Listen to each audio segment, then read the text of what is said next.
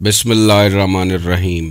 अस्सलामुअलैकुम नाजरीन, मेरा नाम मोहम्मद उस्मान है और आप देख रहे हैं इल्मुल असरार। नाजरीन, ज़िंदगी में जब भी हमसे पूछा जाता है कि हम सब का बाप कौन है या दुनिया में आने वाला पहला शख्स कौन है, तो सबका जवाब यही होता है कि हज़रत आदम अलैहिस्सलाम। आज आर्कियोलॉजी, साइंटिफिक रिसर्च और हिस्टोरिकल इवेंट्स सब ये बता रहे हैं कि हज़रत आदम अलैहिस्सलाम इस दुनिया में तकरीबन 7000 साल पहले तशरीफ़ लाए हैं। यहूदियों के पास मिलने वाली तारीख भी यही बता रही है कि इंसान का वजूद ज़मीन पर 7000 साल से पुराना नहीं है। नबी मोहतरम सरवर अंबिया हज़रत मोहम्मद मुस्तफ़ा सल्लल्लाहु अलैहि वसल्लम, जो कि आखिरी नबी हैं, आप अलैहिस्सलाम का शजरा हज़रत आदम अलैहिस्सलाम तक अगर देखा जाए तो इस शजरे में 35 या 40 नाम मिलते हैं, यानी आखिरी नबी और पहले नबी के दरमियान 35 से 40 जनरेशन्स का गैप है। इस्लामिक बिलीफ्स के मुताबिक भी आदम अलैहिस्सलाम का दुनिया में तशरीफ़ लाने का वाक़या 6 से 7000 साल पुराना ही है। मगर आज के मुसलमान इस बात पर हैरान और परेशान भी हैं कि अगर आदम अलैहिस्सलाम को यहाँ आए 6 या 7000 साल गुजरे हैं, तो फिर ये लाखों साल पुराने मिलने वाले इंसानी ढांचे या फॉसिल्स इस धरती पर कैसे मौजूद हैं। आर्कियोलॉजी क्लियरली ये बता रही है कि आदम अलैहिस्सलाम से पहले भी इंसान यहाँ मौजूद था। अल्लाह फरमाता है कि हमने कमोबेश 1,24,000 पैगंबर लोगों की इस्लाह और रहनुमाई के लिए भेजे। आज अगर इन 7000 सालों में हर साल अल्लाह ने एक नया पैगंबर भी भेजा हो, तो भी 1,24,000 पैगंबर इन 7000 सालों में फिट नहीं हो सकते, क्योंकि जिन आदम अलैहिस्सलाम की हम बात कर रहे हैं उन्हें यहाँ आए हुए महज 7000 साल ही गुजरे हैं। नबी अलैहिस्सलाम जब मेराज पर तशरीफ़ ले जाते हैं तो जन्नत और दोज़ख का दौरा करते हैं, और अहादीस बताती हैं कि उस वक़्त जन्नत और दोज़ख में लोगों को जज़ा और सज़ा मिल रही थी। सोचने की बात यह है कि नस्ल आदम पर अभी क़यामत नहीं आई, ना हशर बर्पा हुआ, ना जज़ा और सज़ा का ऐलान हुआ, तो ये कौन सी कौमें थीं जो वहाँ मौजूद थीं? क्या वाकई आदम अलैहिस्सलाम से पहले भी इंसान कहीं आबाद थे? आज के इस साइंटिफिक दौर में ये बात एक बहुत बड़ा मौमा बन चुकी है। हज़रत बाबा बुल्ले शाह रहमतुल्लाह अलैह, जिनकी ज़ात के अंदर मार्फत इलाही का समंदर ठाठे मारता उनके कलाम में नज़र आता है। उनके पंजाबी कलाम का एक शेर बचपन से मेरे जहन की दीवारों से टकराता रहता था। आपने फरमाया, हाबील का बील आदम दे जाए, आदम किसदा जाया, बुल्ला ओना तो भी अगे आहा, दादा गोद खड़ाया। बुल्ले शाह रहमतुल्लाह अलैह का ये फरमाना कि आदम अलैहिस्सलाम का दादा मैंने अपनी गोद में खिलाया है, क्लियरली बता रहा है कि आदम से पहले भी यहाँ कोई मौजूद था। इसके बाद एक वाक़या यहाँ पर कोट करना ज़रूरी है जो गौसे आज़म रहमतुल्लाह अलैह से मंसूब है और बहुत सी किताबों में दर्ज है, जो इंसान को फ़िक्र के घोड़े दौड़ाने की दावत देता है। एक मर्तबा कुछ अरवाह आप रहमतुल्लाह अलैह से मुलाकात के लिए तशरीफ़ लाईं, और जब उनसे पूछा गया कि आप सब किस आदम की औलाद हैं, तो किसी ने जवाब दिया कि मैं दूसरे आदम से हूँ, किसी ने कहा मैं तीसरे आदम से, और किसी ने चौथे आदम की तरफ इशारा किया। ये सब सवालात वो हैं जो इंसान के जहन को झंझोड़ने के लिए काफ़ी हैं और इंसान को सोचने पर मजबूर कर देते हैं कि आखिर उसका ओरिजिन क्या है, वो कहाँ से आया है और क्यों आया है, और किस मकाम या मंजिल की तरफ गामजन है। इस शशोपंज में कुरान पाक पर गौर करना ही इंसान को असल हकीकत तक पहुँचा सकता है, क्योंकि अल्लाह कुरान पाक में बार बार फरमा रहा है कि तुम में से कौन है जो सोचे समझे, तुम में से कौन है जो गौर करे, बेशक इसमें अकल वालों के लिए निशानियां हैं। नाजरीन, ये वीडियो इंतहाई इंफॉर्मेटिव होने वाली है। आप जान जाएंगे कि आदम से पहले यहाँ ज़मीन पर कौन मौजूद था। वीडियो में आगे बढ़ने से पहले आपसे गुजारिश है कि वीडियो को लाइक कीजिएगा, शेयर कीजिएगा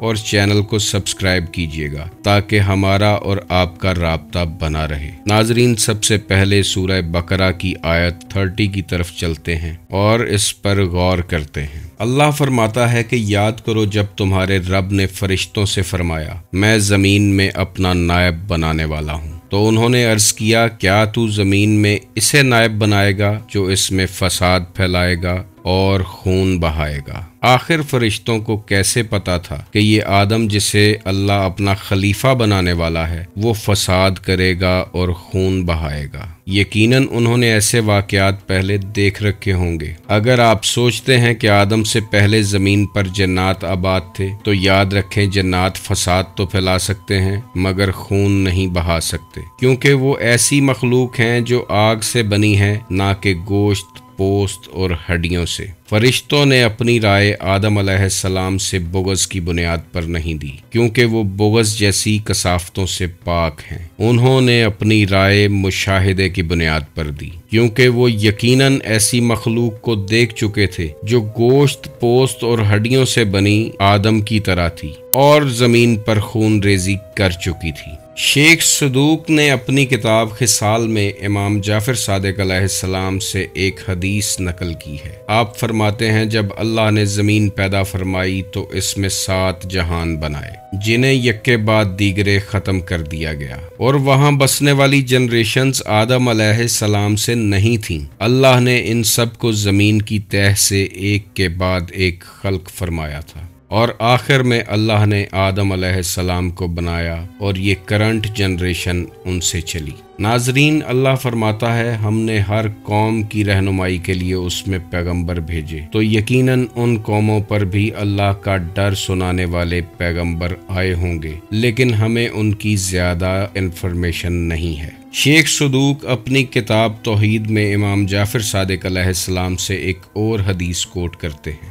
इमाम अलैहिस्सलाम फरमाते हैं कि तुम ये गुमान कर सकते हो कि अल्लाह ने तुम्हारे अलावा किसी इंसानियत या जनरेशन को पैदा नहीं किया। ऐसा नहीं है, क्योंकि उसने हज़ारों जनरेशन्स को पैदा किया है और तुम उन सब में आखिरी जनरेशन हो। जैसे कुरान पाक में 7 ज़मीनों और 7 आसमानों का जिक्र है जहां अल्लाह का हुक्म उतरता है जिसे कुरान पाक कहते हैं, इसी तरह इमाम जाफर सादिक अलैहिस्सलाम की एक और हदीस है, अल्लाह ने 12,000 जहान खल्क फरमाए हैं जिनमें हर एक 7 आसमानों और 7 ज़मीनों से भी बड़ा है। इन सब जहानों में रहने वाले लोगों में से कोई एक भी गुमान नहीं करता कि अल्लाह ने इनके अलावा कोई और मखलूक भी बनाई होगी।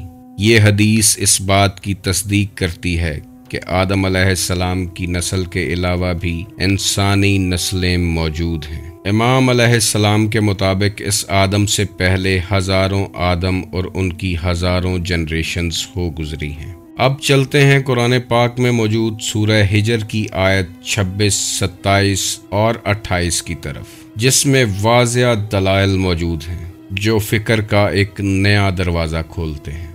अल्लाह फरमाता है, और बेशक हमने इंसान को खुश्क बजती हुई मिट्टी से बनाया जो ऐसे स्याह गारे की थी जिससे बू आती थी। इस आयत में इंसान की तख्लीक बताई जा रही है।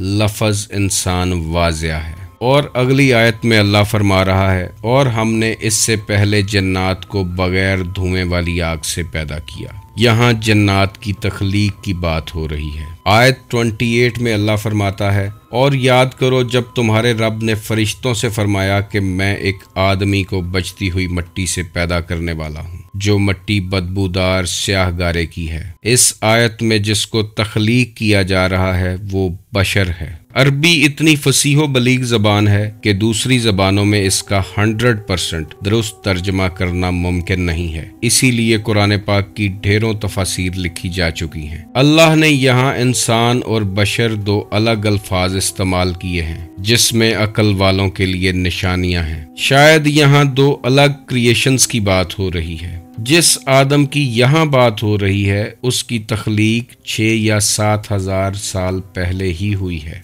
जिसे अल्लाह ने बशर कहकर पुकारा है। یہ تخلیق انسان کی ایک مختلف اور نئی نسل کے لیے کی گئی ہے، جس کا آغاز حضرت آدم علیہ السلام سے ہوا ہے۔ اس سے پہلے آنے والی انسانوں کی نسلیں ختم ہو چکی ہیں، جن کے فاسلز یا ڈھانچے آج آثار قدیمہ کے لوگوں کو مل رہے ہیں۔ یہ تمام شواہد بتا رہے ہیں کہ آدم سے پہلے بھی انسان کی نسل زمین پر آباد تھی، اور اگر کوئی اس بات کو تسلیم نہ کرنا چاہے تو 1,24,000 پیغمبروں کا آنا 7,000 سالوں میں بیان نہیں کیا جا سکتا، جبکہ ہمیں ہسٹری کے تھرو انبیاء کرام علیہ السلام کے جو نام معلوم ہیں وہ 1,000 سے بھی کم ہیں۔ اسی صورت کی اگلی آیت کی طرف چلیں تو اللہ فرماتا ہے، تو جب میں اسے ٹھیک کر لوں اور میں اپنی طرف کی خاص معزز روح اس میں پھونک دوں تو اس کے لیے سجدے میں گر جانا۔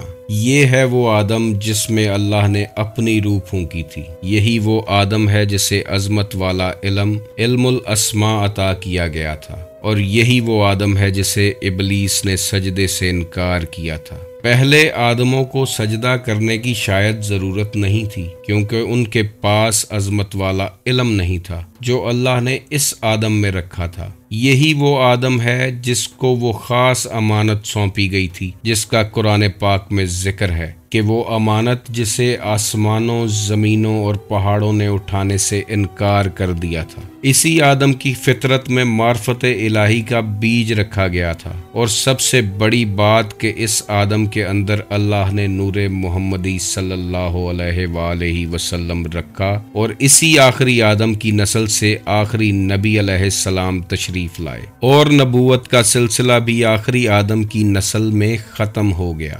اللہ قرآن پاک میں فرماتا ہے، اِنَّا لِلَّهِ وَإِنَّا إِلَيْهِ راجعون، بے شک ہم اللہ کے لیے ہیں اور ہمیں اسی کی طرف لوٹنا ہے۔ یہ اتنا بڑا گفٹ ہے جو اس امت کو دیا گیا ہے۔ انسان جب پیدا ہوتا ہے تو وہ معرفت الہی کا بیج اپنے سینے میں لے کر یہاں آتا ہے، اور جب وہ بیج خوش قسمتی سے پھوٹ پڑتا ہے تو انسان شریعت، طریقت، حقیقت، معرفت کے راستوں سے ہوتا ہوتا دیدار الہی تک پہنچ جاتا ہے، یعنی جہاں سے آیا ہے وہاں واپس چلا جاتا ہے۔ یہی ہے انسان کا اللہ کی طرف لوٹنا، یہی ہے وہ فضیلت جو صرف اسی آدم کو اور اس کی اولاد کو عطا کی گئی۔ یہی ہے وہ علم جس کے بارے حضرت علی علیہ السلام نے فرمایا، جس نے خود کو پہچانا اس نے اللہ کو پہچانا۔ یہی وہ راز ہے جو انسان کے اندر دفن ہے، اور اس راز کو کھوجنے انسان اس دنیا میں آیا ہے۔ اللہ آپ کو اور مجھے خود کی پہچان کرنے کی توفیق عطا فرمائے۔ آپ خوش رہیں، آباد رہیں، اور رحمت خداوندی آپ کے گھروں پر سایہ فگن رہے۔ اللہ حافظ۔